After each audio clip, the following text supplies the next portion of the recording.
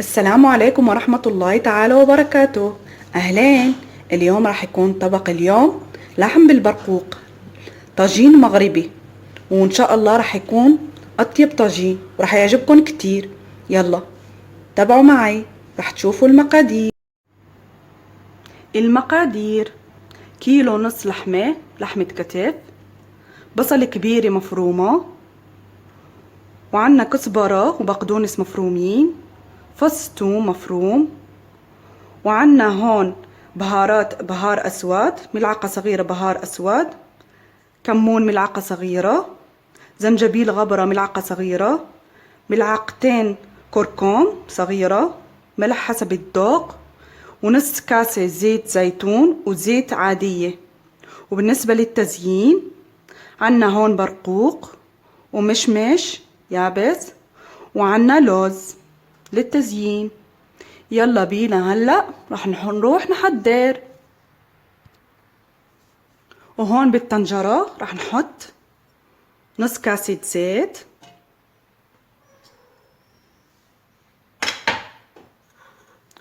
وكمان بصلة المفرومة.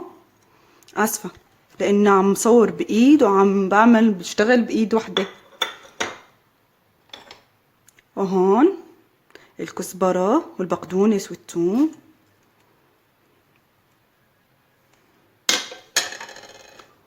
وكمان البهارات. رح نخلط هدول كلياتهم مع بعض هيك.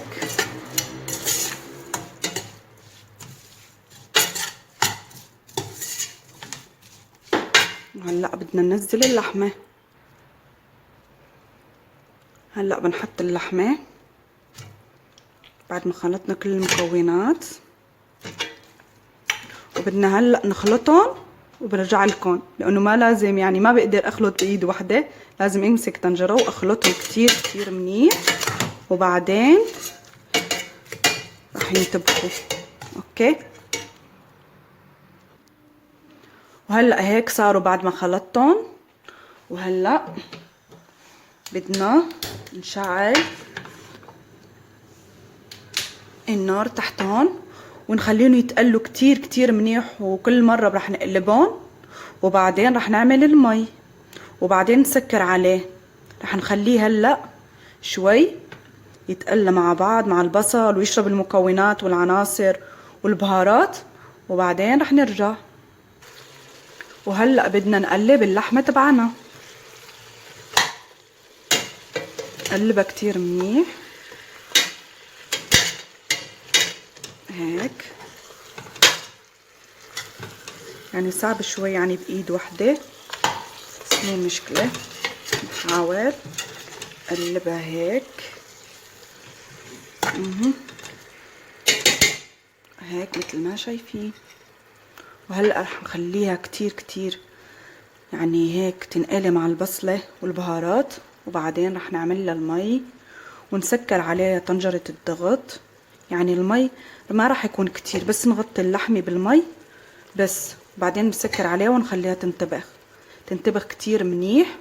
بعد ما يصير المرق تبعها يعني كتير كتير كتير لزج يعني، وبيصير تقيل كتير، بعدين خلص رح نطفيله ورح نلتقي بعد ما ينطبخ اللحمة. باي.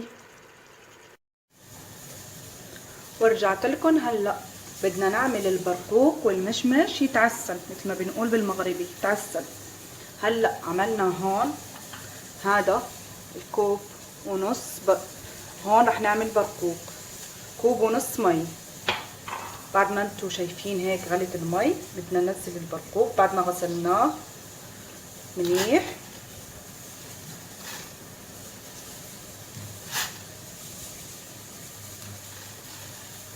نزله هيك ورح نعمل السكر.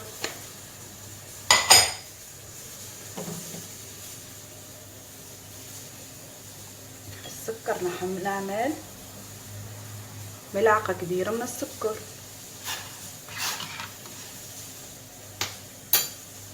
ورح نعمل قرفة، شوية قرفة هيك.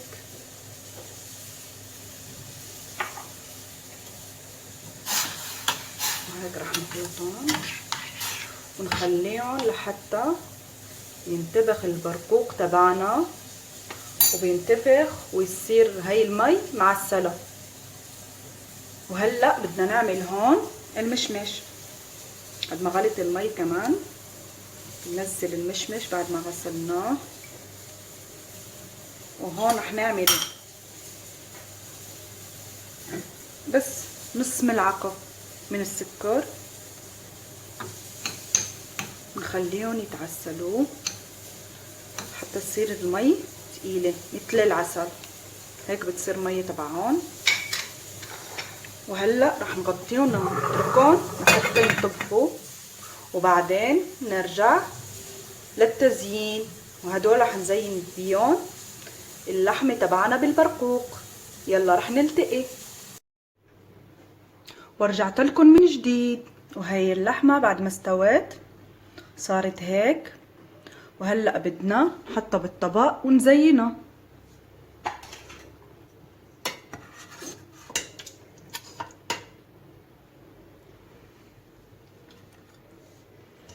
نحطها هيك.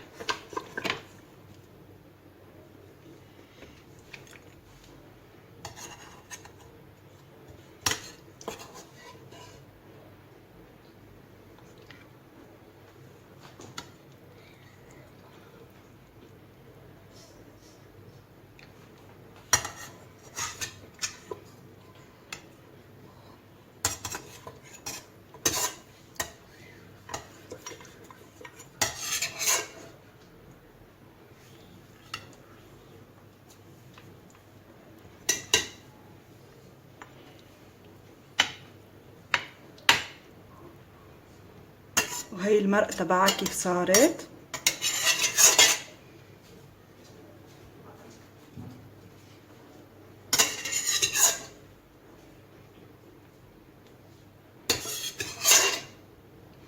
صارت هيك تقيلة.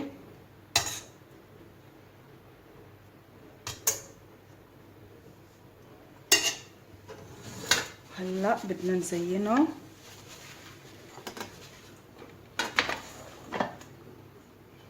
بالبرقوق. احمله هيك بالسمسم، رح ننزله هيك.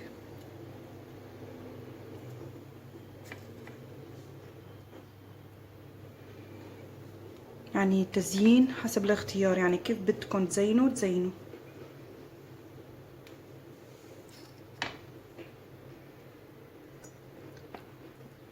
شفتوا كيف صار؟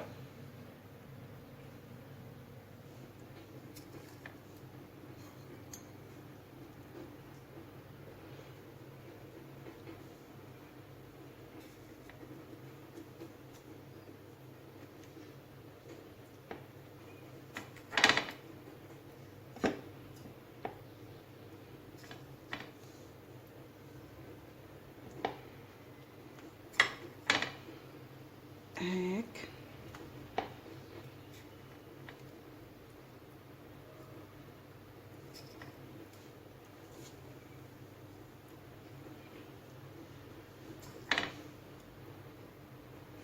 بعدين لما بنكمل كل التزيين راح تشوفوا كيف بيصير. وهذا هو هلا طبقنا، طبق اللحمة بالبرقوق مثل ما شايفين بعد ما انتهينا من التزيين. وبتمنى انه يعجبكم ان شاء الله وتدوقوه. عن جد عن جد بيطلع كتير كتير طيب، وبتدوقوه طاجن مغربي بالبرقوق. وبتمنى انكم تشجعوني وتحطوا لايك، وكمان تضغطوا على الجرس مشان يوصلكم كل جديد. يلا باي.